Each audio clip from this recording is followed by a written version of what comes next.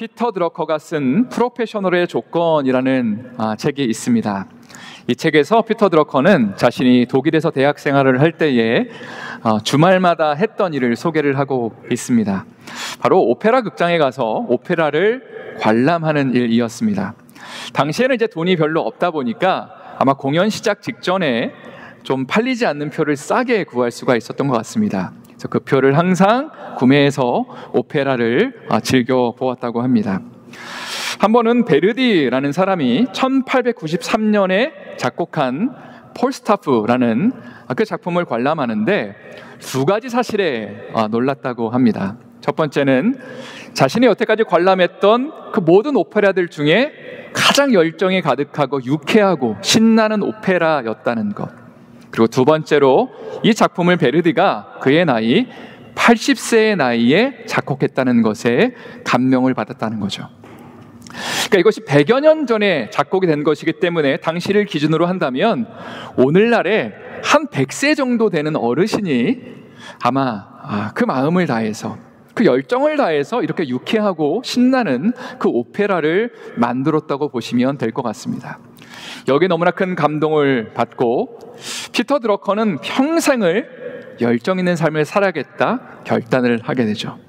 그리고 아마 이러한 열심과 노력 때문에 그가 오늘날 현대 경영학의 아버지로 불리게 된 것 같습니다.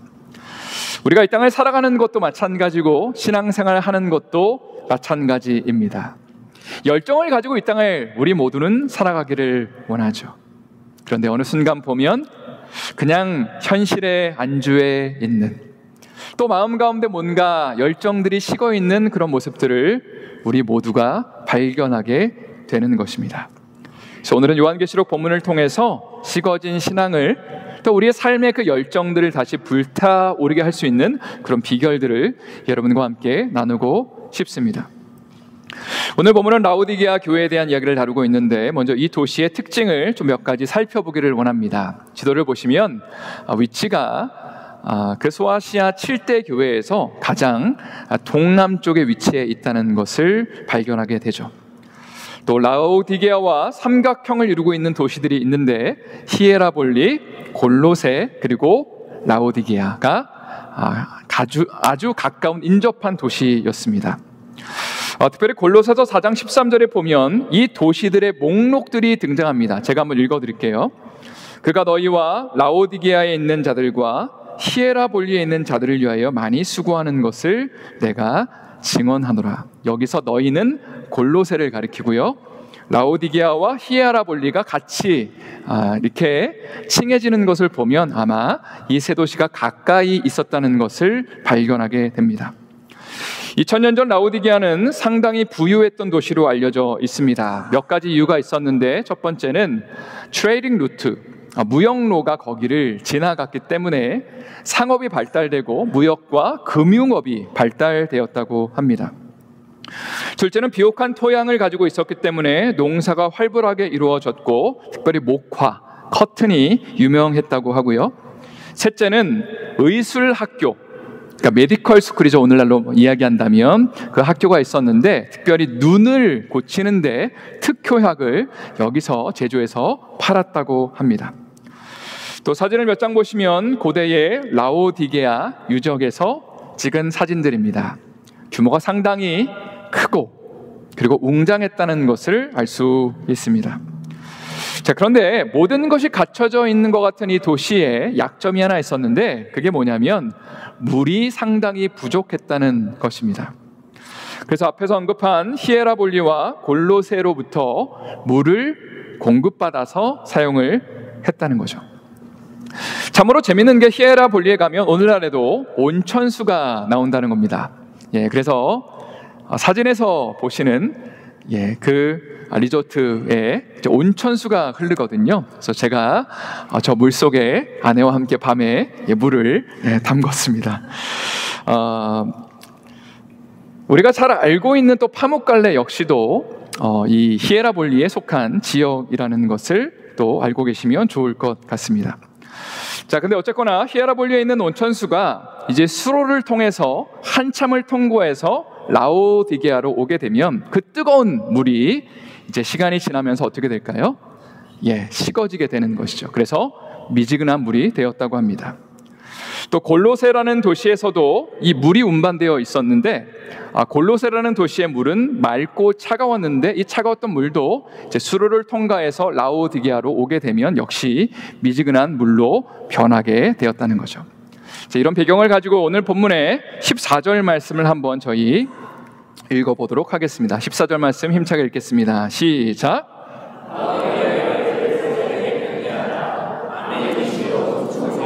참된 증인이시오 하나님의 창조의 근본이시니가 이르시되. 예수님이 어떻게 묘사되고 있냐면 아멘이시고 충성되신 참된 증인이신 분, 창조의 근본이신 분이 이야기를 하고 계십니다. 쉽게 말해 당신의 약속을 확실하게 성취하시는 분, 거짓이 없으시고 이 땅 만물을 시작하시고 끝맺으실 그분이 지금 라오디게아 성도들에게 이야기를 하고 계시는 거죠. 15절과 16절 말씀은 제가 한번 읽어드리겠습니다. 내가 내 행위를 아노니 내가 차지도 아니하고 뜨겁지도 아니하도다. 내가 차든지 뜨겁든지 하기를 원하노라. 내가 이같이 미지근하여 뜨겁지도 아니하고 차지도 아니하니 내 입에서 너를 토하여 버리리라. 지금 예수님은 라오디게아 성도들의 신앙을 어떻게 평가하고 계시냐면 차지도 않고 뜨겁지도 않다. 그리고 16절에 미지근하다라는 표현이 등장하는데 영어로는 lukewarm입니다. 이 단어는 사람의 태도나 믿음이나 열정을 표현할 때에 부정적인 뉘앙스를 담고 있는 표현이죠. 그러니까 뭔가 진정성이 느껴지지 않을 때, 열정이 느껴지지 않을 때에 그냥 아무 생각 없이 반복적으로 그런 일을 습관적으로 할 때에 참 미적지근하다, 루크웜하다라는 표현을 쓰는데 예수님이 라오디게아 성도들 향해서 이런 표현을 지금 사용하고 계시다는 겁니다. 그래서 16절 맨 마지막에 내 입에서 너를 토하여 버리겠다라는 표현이 등장합니다. 조금은 과격한 표현을 예수님이 사용하시는데 사실 이 말씀의 원문을 보면 학자들은 이야기하기를 토하여 버린다라는 번역으로는 부족하다라는 이야기를 하죠. 그 앞에 역겹다라는 단어가 들어가야지 원문의 그 의미를 더 살리는 번역이 된다라는 이야기를 합니다. 그러니까 예수님 보시기에 라오디게아 성도들의 신앙의 모습이 너무나 보기가 정말로 안쓰럽고 너무나 사실 화가 나고 그리고 역겨울 정도로 내가 너무 힘이 든다라는 그런 표현을 지금 그 성도들을 향해서 하고 계시다는 거죠. 도대체 예수님이 왜 이런 평가를 내리셨을지 우리는 질문을 던지게 됩니다. 거기에 17절 말씀에 그 답이 있는데요. 17절 말씀 한번 다 같이 힘차게 읽어보도록 하겠습니다. 시작.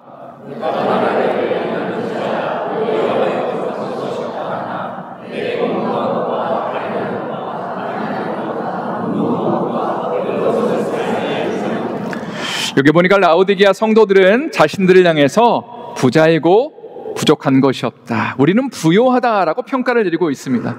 우리 잘하고 있는데요 라고 이야기를 하고 있는 거죠. 그러나 예수님은 정반대의 평가를 내리십니다. 너희가 곤고하고 가련하고 가난하고 눈이 멀었고 벌거벗은 것을 알지 못한다. 그리고 오늘 말씀을 묵상하면서 이것이 혹시라도 우리의 모습은 아닌지 질문을 던지게 됩니다. 나는 나름대로 잘하고 있다고 생각하는데 이 정도면 훌륭한 건 아닌가요? 신앙생활 이 정도면 잘하고 있는 거 아닌가요? 라고 평가를 내리고 있는데 예수님은 오히려 우리의 중심을 보시면서 너희가 벌거벗은 것, 너희가 눈먼 것, 아무것도 갖고 있지 못한 것을 알지 못한다라고 말씀하고 계신 건 아닌지 모르겠습니다. 역사적인 기록에 의하면 라오디게아는 정말로 돈이 많은 도시였다고 하죠. 그래서 AD 60년에 큰 지진이 있었고요. 그리고 정말 모든 것들이 무너지고 황폐화되었을 때에 로마 제국에서 우리가 좀 재정적인 지원을 하겠다라고 했었는데 라오디게아는 이거를 거절을 했다고 합니다. 왜 거절했을까요? 돈이 너무 많았기 때문입니다. 우리 당신들 필요 없어요. 그러면서 자신들의 힘과 능력으로 빠른 시간 안에 도시를 재건해 내었다는 것입니다. 이러한 자신감이 신앙생활에도 그대로 반영되지 않았을까라는 생각을 하게 됩니다. 쉽게 쉽게 말해 지진이 일어났을 때는 아마 급박하고 절박한 마음에 하나님 앞에 기도를 드렸을 겁니다. 막 건물들이 무너지고 갑자기 가족들이 막 비명을 지르고 사람들이 죽어나가는 그 현장들 속에 가슴을 치면서 야, 이거 큰일 났구나, 어떻게 하면 좋지? 라는 어떤 그 절박함을 그들은 표현했을 겁니다. 그리고 기도를 했겠죠. 그런데 때로는 돈이 너무 많은 것이 주님을 바라보는데 방해가 될 수도 있다라는 생각을 하게 됩니다. 왜냐하면 어렵고 힘든 일이 발생했을 때에 돈으로 해결할 수 있는 것들이 너무나 많기 때문이죠. 그러니까 빠른 시간 안에 자기들이 갖고 있는 돈을 가지고 도시를 재건하고 교회를 재건하는 그 모습들을 통해 굳이 이제는 주님 앞에 절박하게 매달리지 않아도 되는 미적지근한 신앙으로 전락을 하게 되더라는 것이죠. 사실 성도님들에게 어떻게 교회에 오시게 됐냐고, 어떻게 예수님 믿게 됐냐고 물으면 대부분의 분들은 이런 대답을 하십니다. 어렵고 힘들 때, 문제가 많이 있었을 때에 교회 가서 기도해야겠다, 하나님 만나야겠다라는 그런 결단을 하게 되더라는 것이죠. 또 3, 40년 전에 미국에 처음 오셔서 한국 사람이 그립고 외롭고 참 언어가 통하지 않아서 괴로운 시간들, 천대받는 시간들을 보낼 때에 사람들을 만나기 위해서, 또 국밥을 먹기 위해, 김치를 먹기 위해서 교회에 오신 분들도 꽤 많이 있으실 겁니다. 그리고 이 땅의 삶이 너무나 힘들다 보니까 하나님이 아니면 안 되는 삶을 살게 되는 거죠. 확실한 주님을 바라보는 신앙이 마음 가운데 그래서 새겨지는 겁니다. 문제는 뭐냐면 시간이 많이 흘러서 이제 먹고 살만한 상황이 되었을 때, 이제는 굳이 하나님 앞에 절박하게 기도하지 않아도 그냥 모든 것들이 순탄하게 되어간다고 생각할 때, 자녀들도 어느 정도 자리를 잡고 이 땅 가운데 나름대로 이제 주도적으로 이 땅을 살아가는 모습들을 이제 보여줄 때에 우리 마음 가운데 신앙의 아이러니가 생기는 거죠. 하나님을 정말 간절히 찾으면서 기도할 필요가 없게 되고, 어찌 보면 우리의 삶 가운데 미지근한 신앙생활이 시작되는 것은 아닌지 모르겠습니다. 바로 그때 이런 질문이 생기는 거죠. 아니, 그러면 주님을 향한 뜨거움과 열정을 가지려면 다시 가난해져야 되는 건가요? 문제 많은 삶으로 다시 돌아가야 되는 건가요? 라고 질문을 던지게 되는 것입니다. 물론 그럴 필요는 없습니다. 다만 우리는 다음에 세 가지를 기억해야 합니다. 첫 번째는요, 우리는 항상 감사를 고백하는 삶을 살아야 합니다. 왜냐하면 감사를 통해 하나님이 우리에게 허락하신 것에 대한 영광을 주님 앞에 돌리고 신앙의 초점을 예수님께 맞출 수 있기 때문입니다. 가령 오늘 본문에 등장하는 라오디게아 성도들은 도시가 지진으로부터 재건되었을 때에 감사를 고백하는 것이 아니라 이거 우리 힘으로 한 거라고 그들 스스로를 자랑하고 그리고 높이는 삶을 살았습니다. 그러면서 예수님 중심의 신앙생활을 하는 것을 포기하게 되었습니다. 성도로 우리가 미지근한 신앙을 탈피할 수 있는 아주 단순한 비결은 항상 주님께 감사를 고백하는 것입니다. 어렵고 힘든 일이 있을 때에 예수님 안에 있는 것으로 감사해야 되는 것이고, 기쁘고 좋은 일을 허락하실 때에 주님 때문에 이 모든 것들을 누리게 되었다고 우리의 신앙의 초점을 예수님께 맞출 때에 우리의 신앙의 열정이 타오를 수 있게 되는 것이죠. 저는 50일 기도회가 끝나고요, 조금은 한가한 시간을 보내고 있습니다. 근데 한가한 시간을 보내면서 제가 이렇게 말하면 어떨까요? 야, 필라에 다시 왔는데 야, 이렇게 심심하고 할 일도 없구나 라고 만약에 제가 불평을 한다면 하나님 원하시면 기뻐하시는 모습이 아닐 겁니다. 오히려 이런 고백을 요즘에 많이 하고 있습니다. 쉼과 안식의 그 시간을 주님 저에게 주셔서 너무너무 감사합니다. 근데 이제 조금 있으면요, 저녁 기도회가 다시 시작이 되고 그리고 대신방을 하게 되면 굉장히 바빠질 겁니다. 근데 이렇게 말할 수 있는 거죠. 야, 내가 여기 왔는데 왜 이렇게 바쁜 거야 도대체 하면서 짜증을 부릴 수도 있지만, 오히려 저는 이런 고백을 하고 싶습니다. 하나님, 제가 마음껏 하나님의 말씀을 나눌 수 있는 성도들을 주셔서, 그리고 마음껏 그들을 사랑할 수 있는 축복 주셔서 너무나 감사합니다라는 그런 고백을 드릴 수 있는 것이죠. 그래서 우리는 범사에 힘들고 어려울 때나 그리고 여러 가지 상황이 좋을 때에 항상 감사를 고백함으로 우리의 신앙의 초점을 예수님께 맞출 수 있게 되는 것입니다. 두 번째로 우리 크리스찬들은 결과보다 과정을 중시해야 되고 그 속에서 열매를 맺어야 합니다. 라오디게아 지역에 지진이 났을 때의 성도들의 목표는 현재의 위기를 얼른 극복하고 좋은 결과를 만들어내는 것이었습니다. 도시를 빨리 재건하는 것이 그들이 바라고 기대했던 좋은 결과였다는 거죠. 그러나 성도 여러분, 주님이 우리의 삶을 향해 원하시는 것은 좋은 결과를 빨리 만들어내는 것이 아니라 고난과 아픔의 시간 동안 믿음을 고백하며 예수님과 동행하는 삶을 살아가는 것입니다. 그리고 그 속에서 주님이 기뻐하시는 열매를 맺는 거죠. 자, 쉽게 말해서 어떤 문제가 있고 아픔이 있을 때에 우리가 원하는 건 그 문제를 빨리 해결하는 겁니다. 좋은 결과를 빠르게 맛보기를 원하지만 주님이 우리의 삶 가운데 정말 기뻐하시며 바라시는 것은 우리가 그 시간들 속에 믿음으로 하나님 앞에 이 시간들을 견뎌내는가, 믿음의 반응을 보이며 하나님이 원하시며 기뻐하시는 삶을 추구하는가가 주님이 우리의 삶을 향해 원하시는 것이고 그 속에서 주님이 기뻐하시는 열매들이 맺혀진다는 것입니다. 주님의 교회가 이 땅에 세워진 지가 3달이 지나가고 있습니다. 사실 지금 우리에게 가장 필요한 것은 좋은 장소이고 그리고 사실 인간적인 마음에서는 좀 많은 분들이 필라에 이곳에 오셔서 예배하기를 소망하고 있습니다. 사실 그러나 이것은 우리가 바라는 좋은 결과일 수 있습니다. 오히려 우리의 삶 가운데 필요한 것이 있다면 지금의 시간을 감사함으로 보내는 것입니다. 한번 우리의 삶을 돌아보십시오. 나는 이 시간들을 감사를 고백하며 하루하루를 보내고 있는가? 모든 성도들이 또한 함께 기도하는 가운데 이 시간들을 믿음으로 통과해내야 합니다. 주님이 우리에게 주신 사명을 그리고 감당할 때에 하나님이 원하시며 기뻐하시는 열매 맺는 삶을 살게 되는 것이죠. 요즘에 교회 장소를 놓고 계속 기도를 하고 있는 가운데 이게 참 쉽지 않다는 것을 발견하게 됩니다. 자, 여러분, 개척교회가 힘들다는 얘기를 제가 조금은 절감하고 있습니다. 그러나 지금은 좀 웃으면서 이야기를 할 수 있는데요. 사실 이게 쉽지 않은 게 뭐냐면 장소를 선정하는 데 있어서 모든 사람들의 생각이 다 다르기 때문에 어려운 것 같습니다.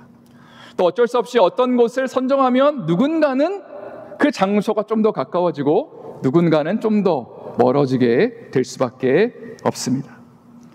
그러나 기도하면서 하나님이 저에게 주신 마음은 3가지입니다. 첫 번째, 우리는 이 모든 과정을 감사함으로 반응하고 있는가?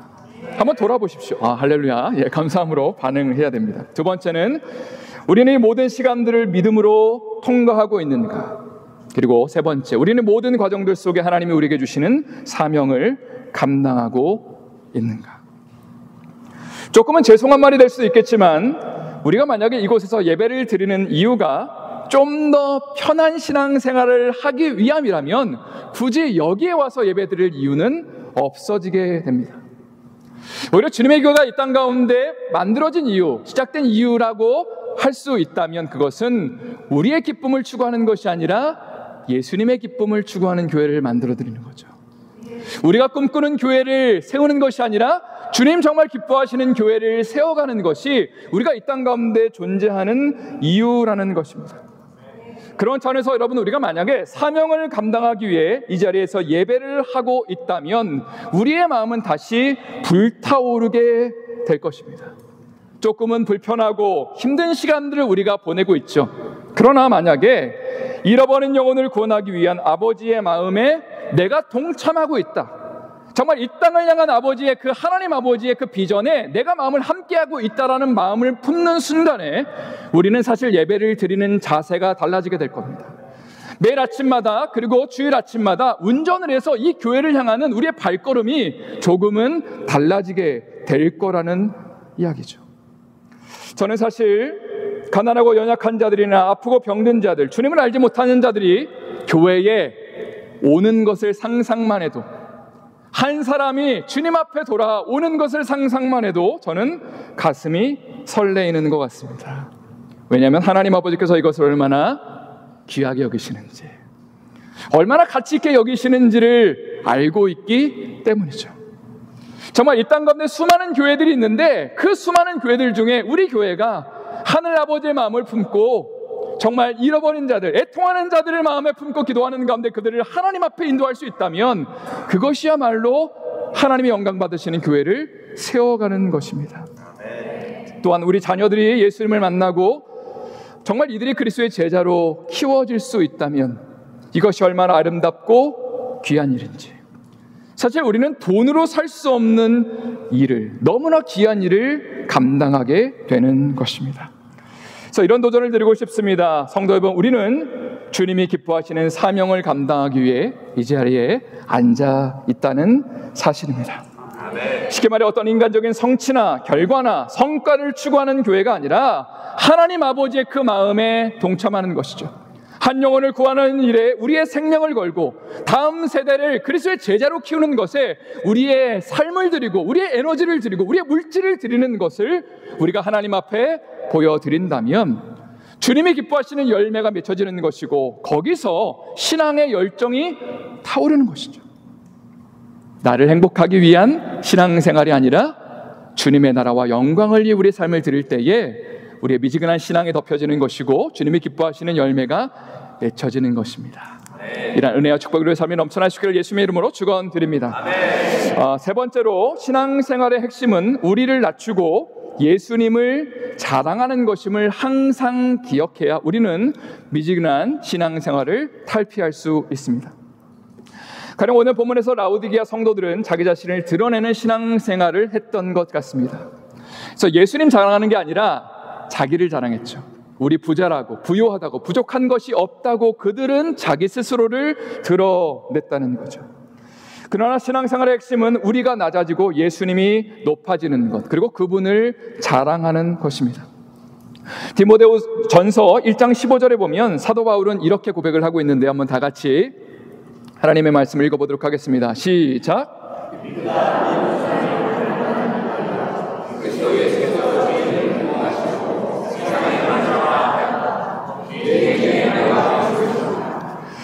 디모데전서는 사도 바울이 말년에 쓴 편지입니다. 그러니까 평생을 주님을 사랑하고 신실하게 사역했던 그 한 사람이 지금 정말 믿음직스러운 한마디를 내가 여러분과 나누고 싶습니다 하면서 하나님의 아들 되신 그 예수님께서 죄인을 구원하러 이 땅 가운데 오셨다는 그 소식, 그리고 그 수많은 죄인들 중에 내가 제일 앞에 선 괴수입니다라고 고백하는 지금 그 장면을 상상해 보십시오. 사실 사도 바울은 자랑할 게 많은 사람이었습니다. 평생 주님을 따랐습니다. 수많은 열매들을 맺었습니다. 여러 교회들을 세웠습니다. 많은 기적과 이적을 체험했습니다. 그러면 내가 이런 거 감당했다고 자랑할 수 있었는데 그는 지금 자기를 자랑하는 것이 아니라 예수님을 자랑하는 거죠. 그분이 나의 왕이십니다. 그리고 그분이 이 땅 가운데 오셔서 나 같은 죄인을 사랑하시고 안아주시고 격려하시고 나와 동행해 주셨습니다. 내가 평생 그분을 바라보며 살았습니다라고 예수님을 자랑하는 삶을 지금 실천하고 있는 것이죠. 여러분, 그렇다면 여러분은 여러분의 공적과 행위를 자랑하고 계십니까? 아니면 예수님을 자랑하고 계십니까? 오늘 본문의 요한계시록 3장 18절 말씀을 또 한번 우리 다 같이 읽어보도록 하겠습니다. 3장 18절 힘차게 읽겠습니다. 시작. 내가 너를 권하노니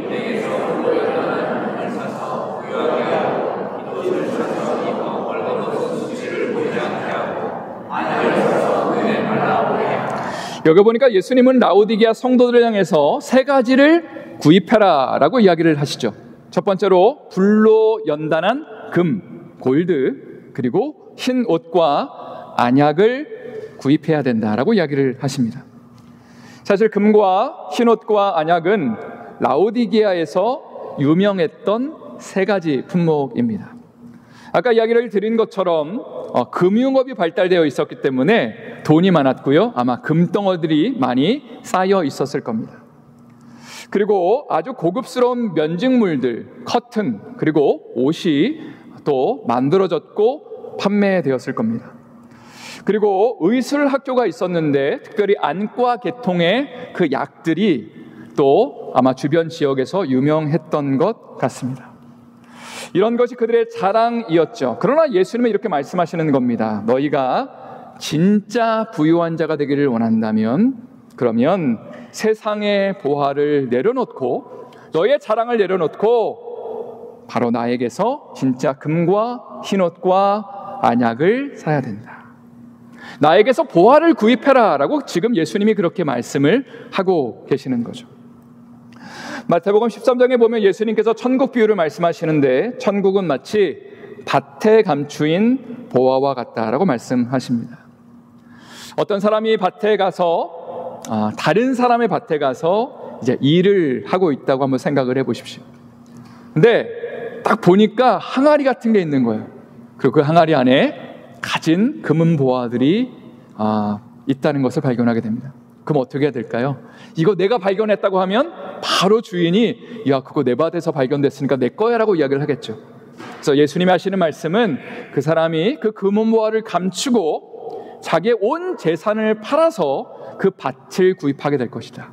그리고 그 금은 보화를 얻게 되지 않겠냐라고 말씀을 하셨습니다. 여기서 이야기하는 보화는 우리가 믿고 따르는 예수 그리스도를 가리킵니다.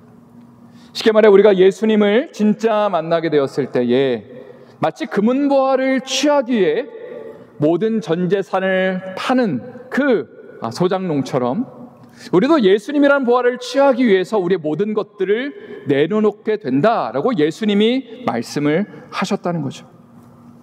마치 아이들이 어렸을 때에는 맥도날드에 가는 것이 최고로 여겨지는 일이라 할 수 있지만, 시간이 지나서 어른이 되어서 맛있는 음식점들을 많이 다니다 보면 맥도날드는 하찮은 음식점이 되어버립니다. 마찬가지로 예수님이란 보화를 진짜 만나고 나면 세상의 것들이 시시해집니다. 그리고 세상의 보화를 얻기 위해 노력하는 것이 아니라 예수님이란 보화를 더 많이 알아가는 것이 우리의 삶의 목표와 부르심이 되는 것이죠. 한번 여러분 자신을 돌아보십시오. 나는 정말 예수님이라는 보화를 발견했는가? 만약에 예수님이라는 보화를 발견했다면 우리의 삶의 방향성이 세상에 내가 자랑하는 것들, 내가 드러내고 싶은 것들을 점점 내려놓고 저 예수님을 사랑합니다, 그분을 알아가는 것이 저의 삶 가운데 너무나 귀한 일입니다라고 아마 고백하게 될 것입니다. 그러나 만약에 예수님이라는 보화를 아직 발견하지 못했다면 우리는 오히려 세상의 금은 보화, 세상에 자랄 만한 것들을 더 많이 추구하며 이 땅을 살아가게 되는 것이죠. 그래서 C.S. 루이스라는 사람은 순전한 기독교라는 책에서 다음과 같은 고백을 하였습니다. 한번 잘 들어보세요. 우리가 우리 자신이라고 부르는 것에서 벗어나면 벗어날수록, 그분께 자신을 드리면 드릴수록 그만큼 더 우리는 진정으로 자기다워집니다. 그리스도는 얼마나 크신 분인지 저마다 다른 수십만 억명의 작은 그리스도로도 그분을 온전히 표현하기에는 턱없이 부족합니다. 자신을 포기하십시오. 그러면 진정한 자아를 발견할 것입니다. 자기 생명을 버리십시오. 그러면 생명을 얻을 것입니다. 죽음을 받아들이십시오. 매일의 야망과 이루고 싶은 바람들의 죽음을, 그리고 언젠가 찾아올 몸의 죽음을 받아들이십시오. 온몸과 온 마음으로 받아들이십시오. 그러면 영원한 생명을 발견할 것입니다. 아무것도 남겨두지 마십시오. 자기 자신을 찾으면 결국 미움과 외로움과 절망과 분노와 파멸과 쇠퇴만을 보게 됩니다. 그러나 그리스도를 찾으면 그를 만날 것이고 그와 함께 모든 것을 얻을 것입니다. 성도 여러분, 우리는 예수 믿는 것의 본질을 항상 기억할 필요가 있습니다. 그것은 우리가 높아지고 우리가 영광받고 우리 자신을 자랑하는 것이 아니라 진정한 보화이신 예수님을 왕으로 모시고 그분을 높여가는 것, 그분을 더 많이 알아가는 것, 그리고 나는 종의 자리로 가서 주님을 따라가는 것. 근데 우리의 삶 가운데 일어나는 아이러니는 뭐냐면 주님을 찾으면 찾을수록 우리 자신을 더 많이 발견하게 된다는 겁니다. 나의 삶에 존재하는 이유, 내가 이전까지는 알지 못했던 예수님 안에서의 그 기쁨과 감사와 감격이 나를 찾으면 찾을수록 발견되는 것이 아니라 나를 내려놓고 그 왕 대신 예수님을 높여가고 그분을 자랑하는 삶을 살아갈수록 우리의 삶에 그 안에서 일어나게 되더라는 것이죠. 그래서 이런 찬양이 있습니다. 내 구주 예수를 더욱 사랑 엎드려 비는 말 들으소서. 다 같이 할까요? 내 진정 소원이 내 구주 예수를 더욱 사랑 더욱 사랑. 혹시 여러분은 삶에 여러 가지 문제로 인해서 고민하고 아파하고 있다면 지금이 바로 예수님이란 보화를 발견할 수 있는 시간임을 꼭 기억하십시오.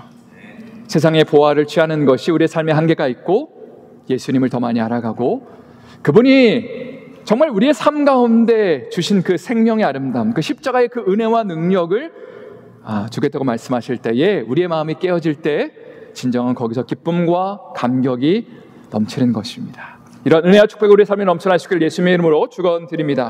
이제 마지막으로 오늘 본문의 20절 말씀 한번 저희 힘차게 또 읽어보도록 하겠습니다. 시작.